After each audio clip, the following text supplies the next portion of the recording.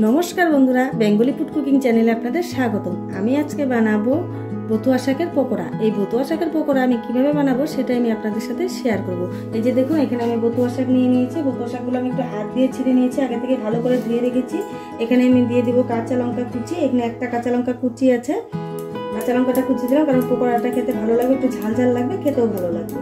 আর বন্ধুরা এরকম আমার অনেক পকোড়া, ভালো ভালো পকোড়া আমার চ্যানেলে দেওয়া আছে, অবশ্যই ডেসক্রিপশনে ক্লিক করে দেখে নেবেন। দিয়ে দিচ্ছি লবণ, মানে 1 চামচ লবণ ব্যবহার করলাম। দিয়ে দিচ্ছি বেকিং সোডা 1/2 চামচ দিচ্ছি। দিয়ে দিচ্ছি হলুদ গুঁড়ো 1/2 চামচ। এখানে দিয়ে দিচ্ছি চালের গুঁড়ো 3 চামচ চালের গুঁড়ো আমি ব্যবহার করলাম। দিয়ে দিচ্ছি বেসন 2 চামচ বেসন আমি ব্যবহার করলাম, আপনারা পরিমাণ অনুযায়ী দিয়ে নেবেন। এখন আমি এগুলোকে ভালো করে মিশিয়ে নেব। বন্ধুরা আমি এর আগে একদিন বথুয়া শাকের পকোড়া বানিয়ে খেয়েছিলাম, ভীষণ টেস্টি একটা পকোড়া।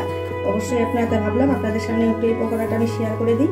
অবশ্যই এভাবে বাড়িতে বানিয়ে খাবেন বথুয়া শাকের পকোড়া, দেখবেন খুব ভালো লাগে। এখন আমি অল্প অল্প করে জল দিয়ে মেখে নিচ্ছি।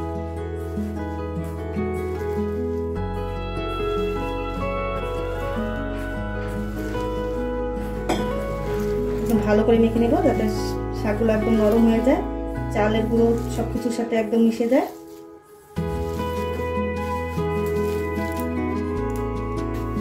তো দেখুন বন্ধুরা বথুয়া শাকের পকোড়ার ডোটা আমার মাখা হয়ে গেছে। আমি কড়াই বসিয়ে দিয়েছি, কড়াই গরম হয়ে গেছে। এখন আমি দিয়ে দেবো কড়াইয়ে তেল।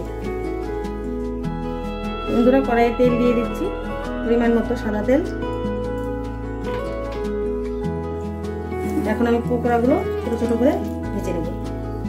তেল গরম হয়ে গেছে, দেখুন। বন্ধুরা এইভাবে কিন্তু বথুয়া শাকের পকোড়া বাড়িতে বানিয়ে খাবেন, দেখবেন খুব ভালো লাগবে। ভালো লাগলে অবশ্যই একটা কমেন্ট করবেন আর সাবস্ক্রাইব করবেন। একটা কমেন্টে আমাদেরকে উৎসাহিত করে। এরকম ভালো ভালো রেসিপি পেতে হলে অবশ্যই আমাকে কমেন্ট করে জানাবেন। তো এইভাবে আমি ছোট ছোট করে সবগুলো পকোড়া ভেজে নেব।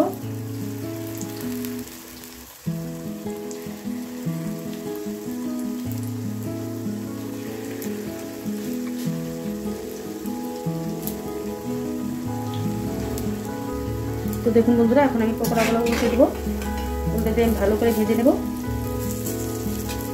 তো বন্ধুরা আমি পকোড়া বা ভাজা যে কোনো কিছু কিন্তু আমি লোহার কড়াই করি, কারণ লোহার কড়াইয়ে করলে পরে পকোড়াটা খেতেও ভালো লাগে।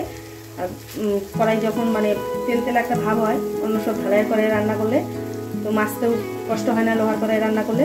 আমি লোহার কড়াইয়ে যে কোনো ভাজা পকোড়া আমি লোহার কড়াইতেই করি। আমি পকোড়াগুলো ভালো করে ভেজে নেব। তো দেখুন বন্ধুরা পকোড়াগুলো ভাজা হয়ে গেছে। এখন আমি একটা পাত্রে নামিয়ে নিব, নামিয়ে নিয়ে আরও যে আছে ওগুলোকে আমি ভেজে নেবো এইভাবেই।